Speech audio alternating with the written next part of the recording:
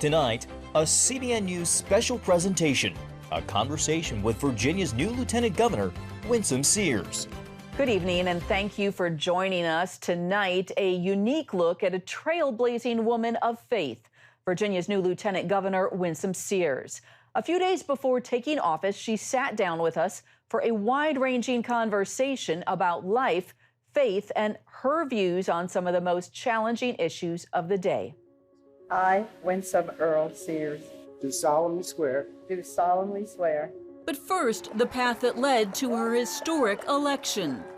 Winsome Sears was born in Jamaica, immigrating to New York at age 6 to follow her father in their quest for a new and better life. In 1983, she joined the Marines, serving as an electrician and diesel mechanic. Winsome would go on to earn her bachelor's degree from Old Dominion University and her master's from Regent University. The mother of 3 girls, she was elected to public office in 2001 as the first Black Republican woman in the Virginia House of Delegates. After serving 1 term, she left public office to care for a daughter with bipolar disorder who later passed in 2012. During her years away from politics, she led a men's prison ministry, directed a women's homeless shelter, and helped to lead the State Board of Education. She also built a small business as a trained electrician. In 2021, she ran and beat Hala Ayala in a close contest for Lieutenant Governor of Virginia. The Commonwealth's Lieutenant Governor serves as President of the Senate and presides over it. Sears will be first in the line of succession to the governor, and as the governor cannot serve successive terms, she is expected to be a top contender for the job in 4 years. your whole life experience shapes you. Every bit of it. There is nothing lost. And now we begin our one-on-one conversation with Lieutenant Governor Winsome Sears. So, Lieutenant Governor-elect, thank you so much for joining us. And your victory this fall has caused so much excitement, not just in Virginia, but really across the country. You've made history on so many levels. But I want to ask you first if you would just tell us a little bit about growing up. It sounds like you really lived in 2 worlds, if you will, New York and Jamaica. And then as a Jamaican immigrant, you joined the Marines. So how did some of those early experiences shape you and mold you into the person that you are today? When I came to America from Jamaica, my father came before, started his career, came only with $1.75, took any job he could find so he could put himself through school. And then after he was more stable, he came back to Jamaica, brought me here, as I like to say, on the Pan Am. So this dates me, Pan Am, Boeing 737. We landed at JFK into a new world and different smells, different sights, different vehicles. Most of our vehicles in Jamaica were British because we were more English. We didn't throw off colonialism as quickly as Americans did. So it was a very traumatic time for me because, we came in the snow. I'm a sun baby. But you adapt. The people were speaking English, but it was with a different tongue for me. And you learn. And you grow, you adapt, you change. But then my father said, I wasn't really learning very much in school in America. And so he sent me back to Jamaica for school. So I would come up summers. And in fact, at the time we were, the British system, still the British system. The only university in the West Indies was in Jamaica, still is. We were the headquarters. And we had a good education system, which we still do. It sounds like your family really took the best of both worlds, if you will, the best of the U.S., the Jamaican educational system, and all those came together for your growing up experience. And then you decided to join the Marines, still as an immigrant. How did you decide to join the Marines? Well, my grandmother died. My paternal grandmother died. And if no one in this world loved me, I knew that she did. And so did my mother's mother. Grandparents just love you no matter what. So when she died, I was 18 and I was all set actually to go to college in America. I was all set. My courses were set. I just had to, I was going to start that August, and she died July. When she died, I went back to Jamaica for the funeral, and I was just so despondent. My life was over as far as I could tell. And I said to my mother, well, I'm just going to stay here and die. And I looked at my grandmother in the casket, and I thought all the life that she's lived, all the love that she's ever given was all for naught, because here she is in the casket. And my mother said, well, if you're going to stay in Jamaica and die, I've got some rules. And when I heard about all her rules, I thought, no, I'm going back to America. I'm 18. Nobody tells me what to do. But I happened to see a Jet magazine that she had on her table. I flipped it open, and there it was, the Marines, the few, the proud, the Marines. And I thought, that's what I need, the Marines, and they will give me the discipline, and they will give me a reason to live. And sure enough, they did. So it was exactly what I needed at the time. At what point in your life did you really start listening to the Lord and following the Lord? Coming up, Sears talks about her journey of faith. I was kind of one of those people who every Sunday I was coming down the aisle to get saved because I wasn't ever discipled. Winsome Sears tells CBN News about when she started to follow the Lord and how he led her to run for office. You decided to go to Regent later on and get a master's degree. What prompted that, and what was that experience like? Actually, I didn't want to get a master's degree. I was done with school. I had gotten my bachelor's, and long, long time ago, somewhere in the back of my mind, I had always wanted to be a lawyer. Well, after I passed, the LSAT, and I was accepted to law school, I thought, well, I don't really want to go. Why did I ever want to go? Maybe so that, I could make other people proud or whatever it was. And I knew that I would never make it with those, if I didn't really have the passion for it. So I instead decided to take a job at a homeless shelter for women and children.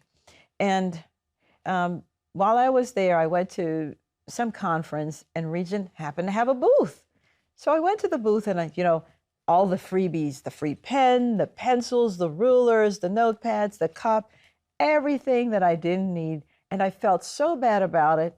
I wrote my name down on one of their rosters, And then Regent sent me a package, a welcome package, to say, come and apply and get your master's degree. Yeah, that's what they do for everybody. Well, I was done with school. And so when the package came, I called my friend. I said, hey, Calvin, I think the Lord wants you to go to Regent. He came and got it. And of course, he didn't apply because it wasn't for him. And then Regent called again, and I said, look, I still have a student loan that I'm paying for, and I promised I wouldn't get into any more debt until I finished paying this loan. And they said, well, later on, I discovered, Winsome, we were going to offer you a full ride. Just like that. So apparently it was the Lord's will. It's the little things, If you're going to miss the Lord, don't think you're going to miss him. He will tell you what to do. You will have to actively not listen. You have to actively disobey. At what point in your life did you really start listening to the Lord and following the Lord? I would say probably when I was maybe 23, 24, after I'd had my children. But I just never knew how to stay saved, as they say. I kept falling away and coming back and falling away. And I was kind of one of those people who every Sunday I was coming down the aisle to get saved because I wasn't ever discipled. And one day my daughter, we had moved by now from California to Norfolk. And my youngest daughter she was about a year old. And it was Sunday. And Sunday, you're supposed to be in church somewhere. And I knew that, and the light was streaming behind her. It just came right through her. She was standing at the storm window. The light was streaming right through her. And I heard a voice say, she's going to grow up not knowing me, and she's going to blame you.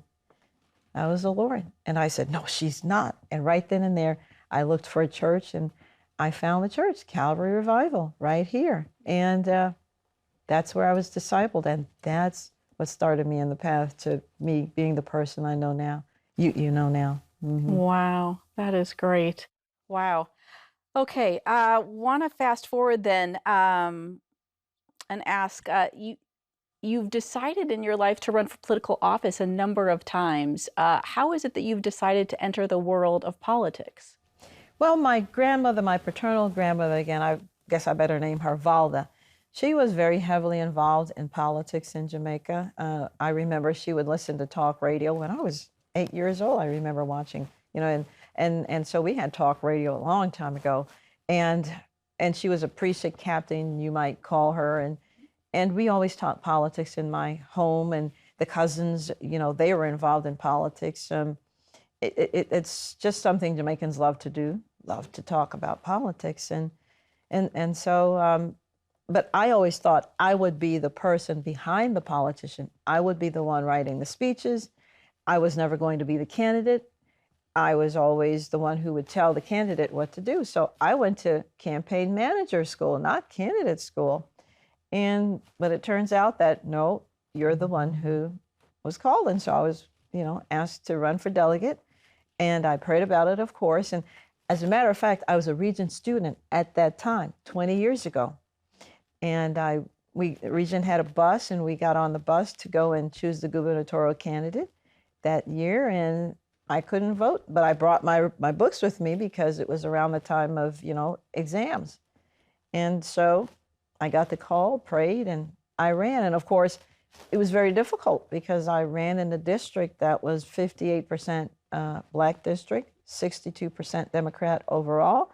And here I am running as a Republican against an incumbent who had been in the seat, I believe, 20 years. His father had the seat 11 years before him.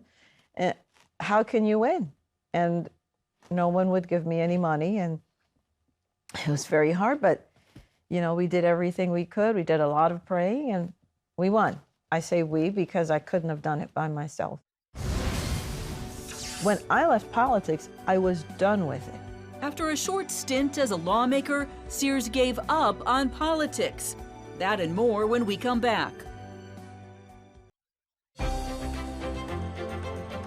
We have a saying in church, and it's, I may not be what I'm supposed to be, but I ain't what I used to be. The Lieutenant Governor on why she won, race, and the future of America. So you really felt the Lord calling you to run for Lieutenant Governor? Oh, yes, absolutely. I never wanted to be Lieutenant Governor. When I left politics, I was done with it. When I left in 2003, but then I was called again to run. And then I was called again. And then here I am. So when you think about your victory outside of the Lord calling you to it, what pragmatically do you think happened? Who voted for you, or what issue did you speak to that really connected? Education. It was education. When we look at the scores in Virginia, the NAEP scores, it shows that by the time the children in Virginia reach the 8th grade, fully 35% of Asian children cannot do math, 45% of white children, 70% of Latino children, 84% of Black children cannot do math by the time they're in the 8th grade. And by the way, 85% of them functionally illiterate. Something had to give. So that's why I really got into this race. I started my campaign to say, we've got to make some different choices. Now, what I hear, because I'm an advocate of school choice, what I call it, parental school choice. The parents get to choose where their children should go to school. And the refrain I hear is, well, yes, but we don't want public monies going towards private schools, private institutions. But let's think about that. When we have SNAP benefits, welfare benefits, food benefits, don't we have public monies going towards private grocers? Of course, there's no government grocery store that the money goes to. When we have Section 8 vouchers for housing, that's public monies going towards private landlords, private whatever, right? When we have Medicare, Medicaid, that's public monies that go to private doctors, private hospitals, et cetera, et cetera. So financial aid for colleges and universities, that's public monies that goes, yes, towards some state institutions, some government, but for the most part, it goes to private institutions. So how is it when it comes to the K through 12, the foundational years of a child's life, I, as the parent, cannot choose where my child should attend school. And when a mother looks at me, I was knocking on public housing doors, all the way up through, rich neighborhoods, and they all want school choice for their children. This mother said, I want to choose where my child should attend school. What am I supposed to say to her? No, that's the school where you live that the child should go, but the school is failing. Right. It's so interesting how we're seeing parents now seeming to find their political power and political voice at this moment in time. And they have a lot of concerns, and rightly so. We're living in the middle of a pandemic, just for one concern. But parents are also really concerned about how their children are being taught about race in public schools. And I'm wondering what your thoughts are about that, about what is the right way to talk to children in public school about race. We have to talk about race. You can't escape it. My father came to America August 11th of 1963, just 17 days before Martin Luther King Jr. gave his I Have a Dream speech. And, I asked my father then, why would you come? It was a bad time for us. It was the height of the civil rights movement. He said, because this is where the jobs and the opportunities were. And so we must talk about those issues that have shaped America. There is a way to teach it such that the white child isn't made to be the oppressor, and the black child isn't made to feel as if they're victims. As I said, life comes at you hard. And if it's not racism, it's sexism. If it's not sexism, it's colorism. If it's not colorism, it's tribalism. It's whatever. It's something that that will try to stop you and defeat you. So we must talk about racism. We must talk about history, but there is a way to do it. You have to talk about the good, the bad, and the ugly, and how do we progress from that. I always like to say, we have a saying in church, and it's, I may not be what I'm supposed to be, but I ain't what I used to be. And that's America.